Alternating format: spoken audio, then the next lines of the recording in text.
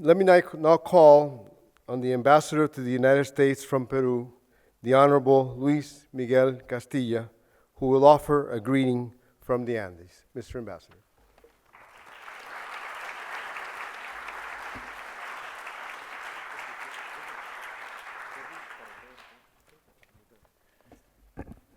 Good afternoon to you all.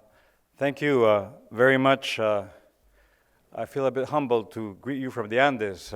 We should have the 6 ambassadors here. So first of all, I appreciate having this privilege to address you and be part of this beginning of this great exhibit and this symposium of the Great Inka Road, Engineering and Empire. I'd like to say hello to Dr. Wayne Clow, we just heard, Dr. Kevin Gover, my colleague, Ambassador Brian Nichols, the U.S. Ambassador in Lima, to the different authorities and ambassadors that are here, to the curators, Ramiro Matos, Jose Barreiros. For me, is quite an honor to be here. We have a festival going on next door at the mall.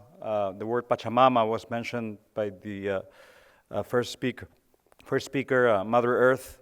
And so it's quite meaningful to not only have the exhibit, the festival outside, but really have a tremendous part of her heritage being showcased here in Washington for the next few years. Actually, I had the opportunity, and this is a coincidence, to be part of President Humala, the Peruvian president, visit to Paris a couple of years ago to UNESCO, when the 6 countries jointly went to UNESCO and asked for the for this World Cultural Patrimony recognition, which was granted a year ago. So it's by coincidence, I think, that the Apus, that the gods wanted me to be here. I had no clue I would be here 2 years ago, but I'm very glad that this happened. I think we've heard the wonderful, skills that are being shown, the engineering, the ingenuity, really, of ancient Andean people, that quite outstanding what they did without the technology as we know it today. Actually, when one goes to this part of the world, to Cusco, the capital of the Tawantinsuyu, one always talks about Machu Picchu, about Choquequirao, which is very close to Machu Picchu, but less known perhaps. One talks about those things, but really one of the most awesome engineering done definitely is a Capagnan, the Inka Road. And for this, we feel honored that this is going to be showcased in Washington with the help of the Smithsonian Institution. They deeply appreciate all the work, all the effort put into this great exhibition and to this symposium. I'd like to recognize also 4 Peruvians that have come all the way to be part of the symposium from different academic backgrounds. Dr. Donato Amado, Dr. Jose Pino, Dr. Raimundo de la Vega, Dr. Kraila Alfaro, that will be part of this symposium the next couple days about this system. So this is really a source of pride for us as an Andean nation, to be able to say hello from the Andes and to really recognize this great effort that the Smithsonian Institution puts together to really be able to show our heritage, our culture to all the visitors that come to your museums. I remember the first time I went to a museum overseas was here. It was about 40 years ago as a small boy to Washington. And I think this museum didn't exist at the time. But my first contact with museums overseas was at the Smithsonian. So I feel very, very actually happy that over 40 years and now I'm addressing here an audience.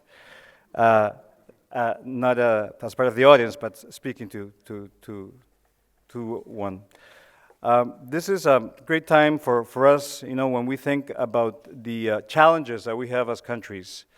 Really, connectivity is a great challenge that we face in a very difficult terrain. And as was mentioned before, the skills that were displayed over 500 years ago were quite amazing. And now we could really learn a lot about them to be able to join different parts of our region, the Andean region. I think a lot of the practices that in agriculture still are maintained to this time. A lot of the traditions are upheld. Yesterday, which was not only the inauguration of the festival outside, but it was the Inti Raymi, is the festival of the sun, which is the god that the Incas had at the time. Very meaningful, most important date in the Inca calendar. Happened yesterday. And it's a very celebrated occasion for people from the Andes and for visitors that come to Cusco, the capital of the Tawantinsuyu. So I'd like to just be very brief. I won't attempt to describe anything after hearing, from the people that really know about this. But just once again appreciate the help of this museum. It's a great museum. We were here yesterday of the Smithsonian Latino Center, the Consortium for World Cultures, the Entertainment Software Association, for making this possible. And really, once again, I'm going to repeat this the third time.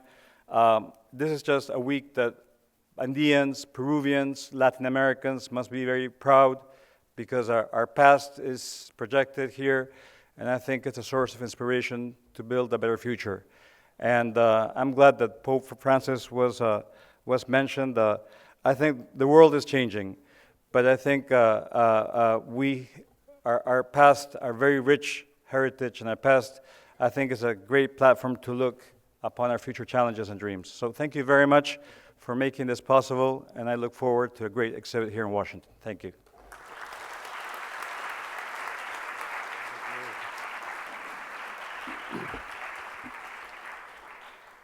Thank you, Ambassador Castilla, for your words of greeting.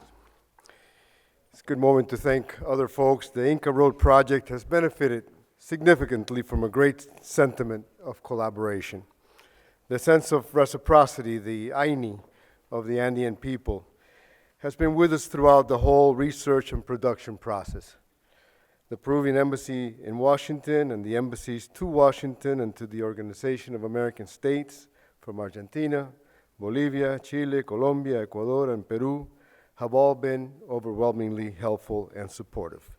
On behalf of the National Museum of the American Indian, we want to thank the U.S. Department of State, who collaborated significantly with some of the speakers being able to make it today, with the Kotzen Institute, the Proyecto Anillo 50 from Chile, for the generous collaboration and support provided to this symposium. We also want to thank again the many individual scholars and people of knowledge from Native communities who gave freely of their time and experience so that North American and global audiences could better understand the Great Inka Road, the Hapagñan.